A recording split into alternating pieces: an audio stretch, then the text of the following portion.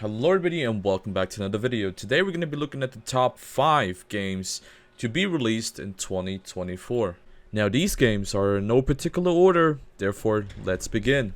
I'm probably not the only one if I say people are going to love this one. Stalker 2 Heart of Chernobyl. Now everybody knows the Stalker series and everybody compares them to the Fallout series and Metro. Now what exactly is Stalker 2 Heart of Chernobyl? Well, it's basically a big Chernobyl exclusion zone which has dangerous enemies, deadly anomalies, and powerful artifacts in it. Now, those you might engage, but at the end of the day, it's the story you're looking at. The story and the storytelling behind Stalker makes the game a unique competitor towards Fallout and Metro. Now, to be honest, this is a unique gameplay that is probably not for everybody, especially for those people that don't like horror or survival. This has everything in it. Both the horror and survival aspect are very detrimental to the story and gameplay. Now, Stalker 2 Heart of Chernobyl is to be mentioned is only a single player game like every Stalker has been.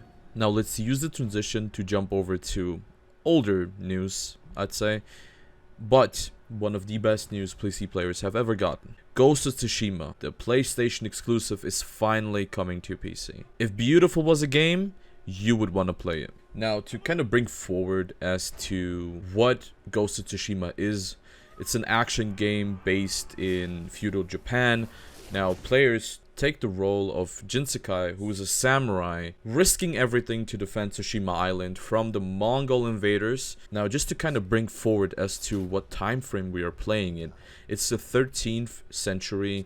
Now, as I have mentioned, Mongol invasion, this game is set in a setting where Tsushima Island gets destroyed due to the fact that Mongol invaders want to conquer mainland Japan, but through that they have to first conquer Tsushima Island, which then they would have the access to mainland Japan. Now, as I said, not too much time wasted, let's jump over to the next game. Once Human. The apocalypse changed everything.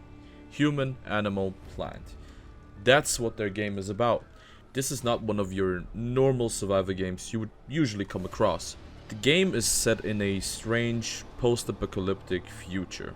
The game allows for building territories, customizing your loadouts, your weapons, your clothing, and honestly, I have never seen this concept be made out so well. The way their monster design is, the way their design in general is, building bases, building territories, and the customization, it kind of leads me to thinking that this might be a banger.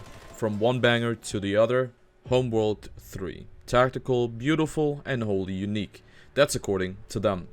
Now, real-time strategy games have been here for a very long time. But in recent times, there haven't really been any competitors. Especially not in the sci-fi universe. Now I know, you can't compare Homeworld 3 to Steel Division, War Games, or Warno, or the upcoming RTS Broken Arrow. Now, you can compare Homeworld 3 to the games that I've mentioned to some extent. As an example, gameplay, or visual.